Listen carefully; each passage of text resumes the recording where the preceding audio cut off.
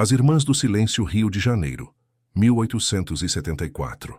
A umidade do Rio de Janeiro em março tinha o peso de uma promessa não cumprida. Grudava na pele como óleo rançoso, transformava o ar em algo quase mastigável. Joaquim Tavares sentiu isso no momento em que desceu do vapor no porto, carregando apenas uma mala de couro surrado e o peso invisível de 3 anos fugindo de Recife. O suor escorria por sua nuca, misturando-se à poeira amarelada que cobria as ruas estreitas do centro da cidade. Ele tinha 32 anos, mas parecia carregar décadas extras nos ombros curvados. O bigode fino, quase patético em sua tentativa de conferir dignidade, tremulava quando ele respirava fundo. Suas mãos que haviam segurado o pescoço de sua esposa até os olhos dela pararem de implorar, tremiam constantemente agora. Ninguém sabia. Ninguém precisava saber. Maria tinha caído das escadas, segundo o relatório oficial. E Joaquim tinha fugido mesmo assim, porque o olhar do delegado dizia que ele sabia a verdade. A Rua da Misericórdia parecia ter sido esquecida pelo resto da cidade. Enquanto o centro fervilhava com carruagens, vendedores ambulantes e o cheiro de café recém-torrado misturado a estrume de cavalo, aquela viela lateral respirava um silêncio doentio. As paredes das construções coloniais tinham manchas de umidade que pareciam rostos deformados, janelas fechadas com tábuas apodrecidas, um gato morto no meio-fio, inchado e coberto de moscas que zumbiam em coro obsceno. A pensão das Irmãs Vasconcelos ficava no número 47. Era um sobrado colonial de 2 andares, caiado em branco que já havia sido branco há muito tempo. Agora, a fachada ostentava tons de amarelo doentio, como dentes podres. Uma placa de madeira balançava levemente na brisa inexistente. Pensão São Sebastião. Somente cavalheiros. Regras da casa devem ser respeitadas. Joaquim sentiu algo errado assim que cruzou a soleira. Não era apenas o cheiro. Uma mistura de cera de abelha, incenso rançoso e algo metálico que fazia a saliva ficar grossa na boca. Era a temperatura. Apesar do calor sufocante lá fora, o interior da pensão era gelado. Um frio que vinha de dentro das paredes, dos ladrilhos portugueses sob seus pés, do ar parado que não circulava. Boa tarde. A voz veio de lugar nenhum, e de todos os lugares ao mesmo tempo. Ela estava parada no topo da escada. Amélia Vasconcelos. Tinha talvez 40 anos, talvez 60. Era impossível dizer. A pele esticada demais sobre os ossos do rosto, alva como cera de vela. Os cabelos pretos puxados num coque tão apertado que parecia esticar a pele da testa. Olhos escuros, fundos, que não piscavam com frequência normal. Usava um vestido preto de gola alta, fechado até o pescoço, com mangas compridas apesar do calor. Suas mãos eram pequenas e delicadas, com dedos longos que se moviam como patas de aranha quando ela gesticulava. Eu procuro um quarto, Joaquim conseguiu dizer, sua voz saindo mais fraca do que pretendia. Naturalmente, Amélia desceu os degraus sem fazer nenhum som. Seus pés não tocavam os degraus da forma que pés deveriam tocar. Era como se ela deslizasse, flutuasse. Temos vaga. Sempre temos vaga para homens que precisam de repouso. A forma como ela disse repouso fez a pele de Joaquim arrepiar. Minha irmã preparará seu quarto. Mas primeiro as regras. Amélia se aproximou. Joaquim pôde sentir seu perfume. Não era perfume. Era cheiro de remédio. Éter. Alguma coisa doce e química que fazia os olhos arderem. Somos uma casa de ordem, senhor. Tavares, Joaquim Tavares. Senhor Tavares. Ela sorriu. E Joaquim viu que seus dentes eram pequenos demais, como dentes de criança numa boca adulta. As regras são simples. Café da manhã às 7, jantar às 18. Após a meia-noite, absoluto silêncio. Nenhuma palavra pode ser proferida entre meia-noite e 6 da manhã. Nenhuma. Sob nenhuma circunstância. Isso parece razoável, Joaquim. Mentiu. Não é uma questão de razão, senhor Tavares. É uma questão de necessidade. Os olhos de Amélia perfuraram os dele. Homens que falam após a meia-noite nesta casa sofrem consequências. Já vimos isso acontecer. É para sua própria proteção. Uma porta se abriu no corredor. Outra mulher emergiu das sombras. Adelaide Vasconcelos era mais jovem, talvez 35 anos, mas carregava a mesma qualidade serosa na pele, a mesma quietude antinatural nos movimentos. Ela era mais baixa, mais rechonchuda, com bochechas que deveriam parecer maternais, mas que de alguma forma pareciam inchadas, doentias. Seus olhos eram mais claros que os da irmã, quase cinzentos, e havia algo de fome neles. Este é o novo hóspede. Sua voz era mais suave que a de Amélia, quase um sussurro. Que maravilha! Fazia tempo que não tínhamos alguém novo. Quanto tempo? Joaquim perguntou, tentando soar casual. As duas irmãs trocaram um olhar. Foi Adelaide quem respondeu. O Sr. Cordeiro chegou há 3 meses. Antes dele, o Sr. Machado. E antes, o Sr. Ribeiro. Ela pausou, lambendo os lábios. O Sr. Cordeiro é um homem encantador, muito educado. Respeita as regras. O Sr. Machado também, embora ele tenha tido algumas dificuldades no início. Dificuldades? Falou após a meia-noite, Amélia disse, sua voz cortante como vidro. Uma vez, apenas uma vez. Desde então, ele aprendeu. Joaquim sentiu seu estômago se revirar. E o que aconteceu? Isso não importa, Sr. Tavares. Amélia já estava subindo as escadas novamente. O que importa é que ele aprendeu. E você também aprenderá. Venha. Seu quarto é no 2º andar. O quarto número 5 cheirava a mofo e lavanda. Uma cama estreita de ferro forjado, um armário de jacarandá carcomido, uma mesa com bacia de porcelana rachada. A janela dava para um quintal interno. Não, para um poço. Um espaço estreito entre prédios onde nenhuma luz do sol jamais tocava. Joaquim podia ver coisas crescendo ali embaixo. Fungos brancos, grossos como braços de criança, subindo pelas paredes de pedra úmida. Havia algo mais. Manchas escuras no chão de pedra lá embaixo. Joaquim não queria pensar no que eram. O jantar foi servido às 6 em ponto. A sala de refeições era comprida e estreita, iluminada apenas por velas que tremulavam sem que houvesse vento. A mesa podia acomodar 12 pessoas, mas apenas 4 lugares estavam ocupados, além do de Joaquim. À cabeceira, Amélia e Adelaide sentavam-se lado a lado, eretas como estátuas. Do outro lado, 3 homens. Carlos Cordeiro tinha uns 50 anos. Rosto angular, olhos fundos, mãos que nunca paravam de tremer. Ele comia em silêncio, cortando a carne com precisão mecânica, mastigando devagar, olhos fixos no prato. Quando Joaquim tentou cumprimentá-lo, Cordeiro apenas acenou levemente com a cabeça, sem levantar os olhos. Antônio Machado era mais jovem, talvez 25 anos, com a aparência de quem já fora bonito. Agora seus olhos tinham círculos escuros profundos, e seus lábios estavam rachados, como se ele os mordesse constantemente. Ele olhou para Joaquim. Uma vez, e naquele olhar havia terror puro. Então voltou a comer, suas mãos tremendo tanto que o garfo batia contra o prato. O terceiro homem não tinha sido apresentado. Sentava-se na cadeira mais distante, encurvado, com o rosto na sombra. Joaquim não conseguia ver seus traços, mas podia ouvir sua respiração, um chiado úmido e regular, como se cada inalação custasse imenso esforço. Senhor Tavares, Amélia disse, sua voz ecoando estranhamente na sala. Está gostando da carne? Joaquim olhou para seu prato. A carne era escura, quase preta, com textura estranha. Ele tinha dado apenas uma mordida e o gosto, metálico, adocicado de forma errada, ainda estava em sua língua. É diferente, ele disse diplomaticamente. Minha irmã tem receitas especiais. Adelaide murmurou sorrindo. Passadas por gerações. Nossa mãe nos ensinou. E a mãe dela. Remontam a tempos muito antigos quando as mulheres sabiam como preparar alimento para purificar. Purificar? Coma, Sr. Tavares. Amélia não estava pedindo. Ele comeu. Cada mordida era uma tortura. A carne parecia se mover na boca, fibrosa e oleosa. O molho tinha gosto de terra e algo mais, algo que fazia sua garganta se fechar.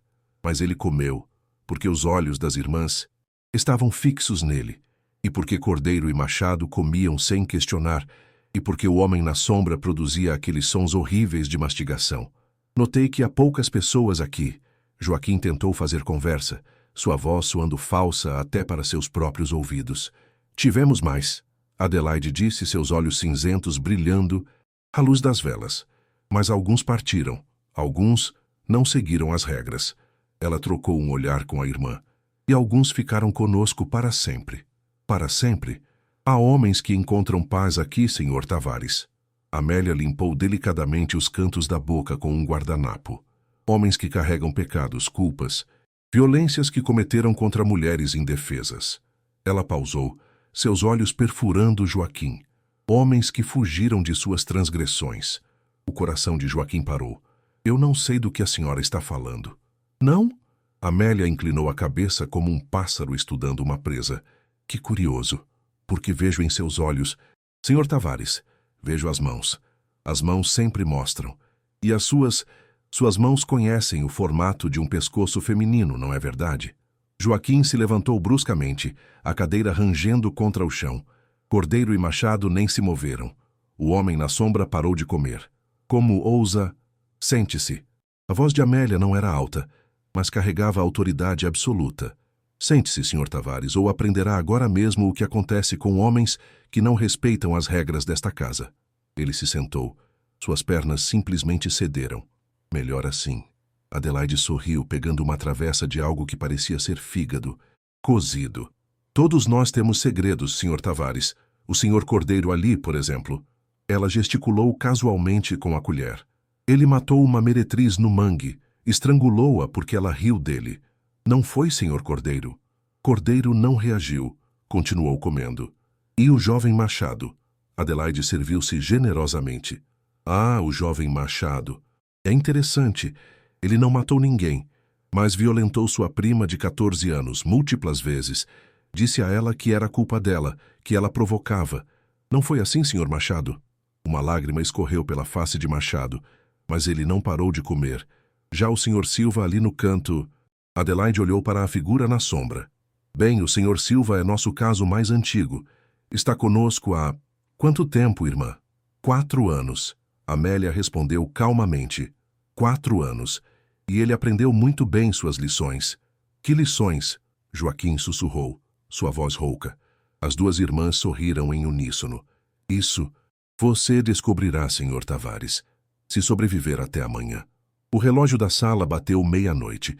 Joaquim estava deitado em sua cama, rígido como uma tábua, suando apesar do frio que emanava das paredes. Ele não havia trocado de roupa, não havia se lavado. Simplesmente deitara e esperara, sem saber pelo quê. O silêncio após a 00:30 era absoluto. Não apenas ausência de som, era presença de vazio. Como se o mundo tivesse parado de existir além dos limites daquela casa. Joaquim não conseguia ouvir os ruídos noturnos normais do rio. Não havia latidos de cães, carruagens distantes, vozes de boêmios, voltando para casa. Nada. Apenas o som de sua própria respiração e o pulsar de seu coração nas têmporas. Então começou. Um arranhão. Leve a princípio. Vindo da parede atrás da cabeceira de sua cama. Como unhas. Não. Garras. Raspando contra a madeira. Devagar. Deliberado. Arranhão. Pausa. Arranhão. Pausa. Joaquim se virou para a parede, o coração disparado. Quem está aí? As palavras saíram antes que ele pudesse impedi-las. O arranhão parou. O silêncio que se seguiu era pior. Joaquim podia sentir algo do outro lado da parede. Algo que agora sabia que ele estava acordado. Algo que estava escutando. Passos no corredor. Leves. Descalços. Aproximando-se de sua porta. A maçaneta começou a girar. Joaquim segurou o ar. A porta se abriu lentamente, sem ranger, revelando o corredor escuro. E ali, na escuridão, uma forma branca. Adelaide. Usando apenas uma camisola de dormir, seu cabelo solto caindo sobre os ombros, ela estava sorrindo. Sr. Tavares, ela sussurrou, embora o sussurro soasse alto demais naquele silêncio mortal. Você falou. Eu... Shhh. Ela colocou um dedo nos lábios. Não fale mais. Você já falou uma vez. Isso é suficiente para... Ela pausou, inclinando a cabeça. Bem, você verá. Adelaide entrou no quarto, fechando a porta atrás de si. Na escuridão, Joaquim podia ver apenas seu contorno branco, mas sentia seu cheiro. Aquele mesmo cheiro medicinal, éter e algo mais, algo orgânico e podre. Sabe por que não pode falar após a meia-noite, Sr. Tavares? Sua voz era doce agora, quase maternal. É porque as palavras têm poder. As palavras dos homens sempre tiveram poder. Poder de machucar, poder de destruir, poder de fazer mulheres inocentes sofrerem. Ela se aproximou da cama. Joaquim podia ver melhor agora. Seus olhos refletiam a pouca luz que entrava pela janela, como olhos de gato. Nossa mãe nos ensinou. Adelaide continuou sentando-se na beira da cama. Joaquim recuou instintivamente. Ela sofreu muito. Todos os homens que passaram por sua vida a machucaram. Nosso pai, nossos tios, o padre que deveria protegê-la. Todos eles usaram palavras. Palavras para enganar, para manipular, para justificar suas violências. Sua mão pousou no tornozelo de Joaquim. Estava gelada. Ele tentou puxar a perna, mas descobriu que não conseguia se mover. Então ela aprendeu segredos antigos, rituais, formas de tomar o poder de volta, e nos ensinou antes de morrer. Nos ensinou que homens como vocês, homens manchados, com sangue de mulheres, podem ser purificados, podem ser transformados em algo útil. Do que você está falando? Joaquim tentou gritar, mas sua voz saiu como um sussurro estrangulado. Você entenderá amanhã, Sr. Tavares, ou talvez depois de amanhã. Depende de quão rápido você aprende. Adelaide se inclinou, seu rosto tão próximo que Joaquim podia sentir seu hálito, doce e podre como frutas fermentadas. Mas agora você falou, e toda palavra após a meia-noite tem um preço. Ela abriu a boca, mais do que qualquer boca humana deveria abrir. Joaquim viu algo se mover lá dentro. Algo que não era língua, algo que se contorcia e brilhava fracamente. Então ela o beijou. Joaquim tentou gritar, mas o som morreu em sua garganta, porque algo estava entrando em sua boca. Algo vivo, frio e úmido, serpenteando por sua língua, descendo por sua garganta. Ele podia senti-lo se movendo dentro dele, enrolando-se e acomodando-se. Quando Adelaide finalmente se afastou, Joaquim estava convulsionando, lágrimas descendo por seu rosto. Tentou falar, implorar, mas nenhum som saiu. Sua língua estava dormente, pesada, estranha em sua própria boca.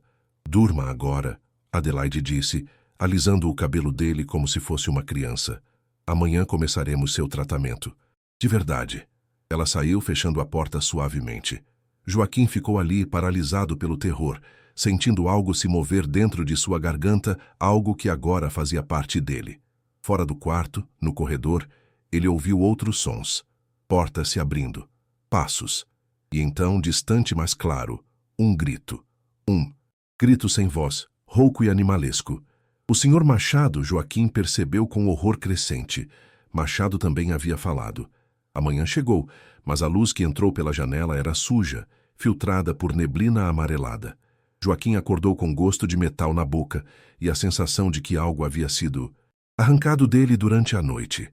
Sua língua ainda estava dormente, mas quando tentou falar, descobriu que conseguia produzir sons. Fracos, distorcidos, mas sons. O que vocês fizeram comigo? Ele murmurou para seu reflexo na bacia de porcelana. Seu rosto estava mais pálido, com olheiras profundas, e havia algo em sua boca quando ele a abriu. Sua língua tinha manchas escuras como hematomas e estava levemente inchada. A porta se abriu sem que ninguém batesse. Amélia entrou, carregando uma bandeja com chá e um prato de algo que parecia ser pão, mas tinha textura errada, muito densa. Bom dia, Sr. Tavares. Espero que tenha dormido bem. Sua irmã, ela colocou algo em mim. Algo vivo. Sim. Amélia colocou a bandeja na mesa, seus movimentos precisos e cuidadosos. Uma pequena lição. Temporária por enquanto. Se você seguir as regras, será removido. Se não, ela sorriu. Bem, você conhecerá o Sr. Silva mais intimamente. O que acontece com Silva? Por que ele nunca fala? Por que ele se esconde? Desça para o café da manhã e você verá. É importante que todos os hóspedes participem do desjejum.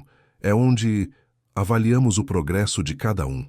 A sala de refeições matinal tinha luz natural entrando por janelas altas, mas mesmo assim parecia sombria.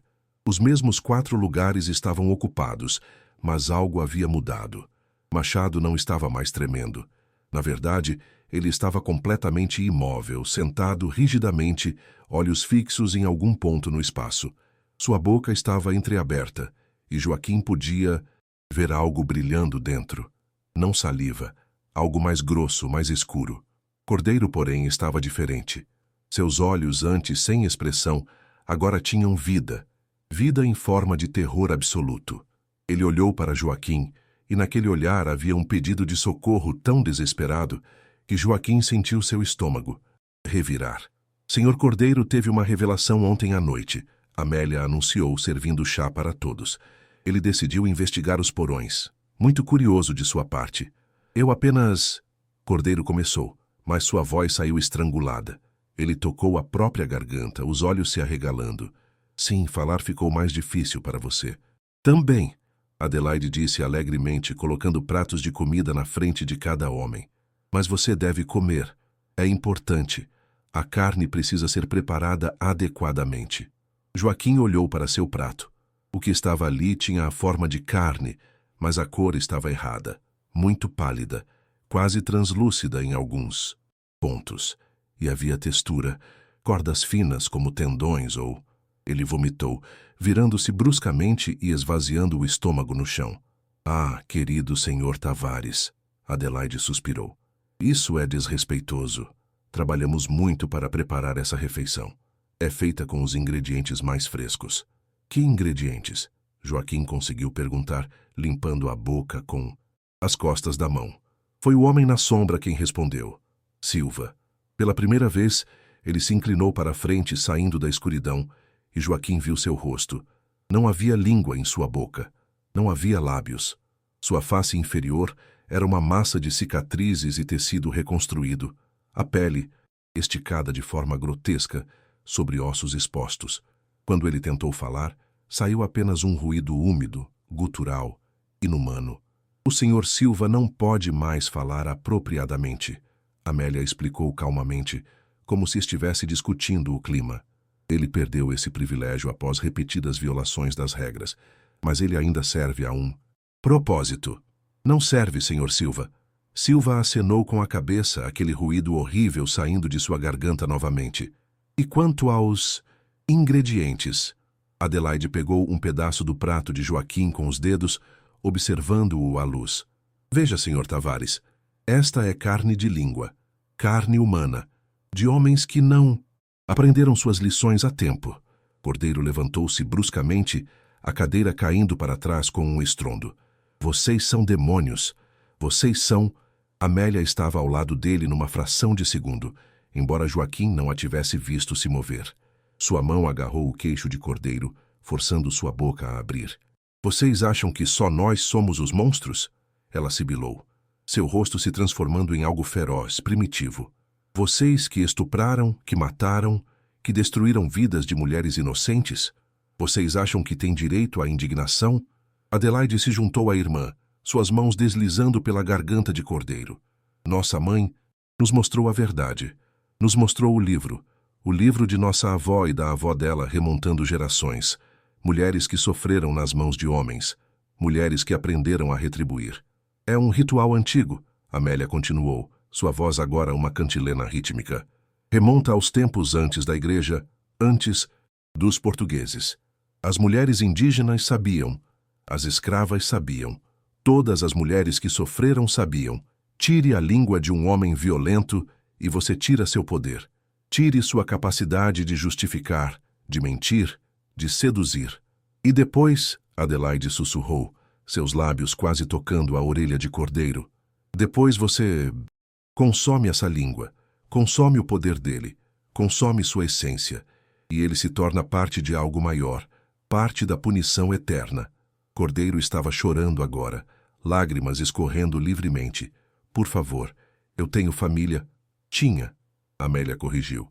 A meretriz que você matou também tinha família, mas você não pensou nisso. Pensou?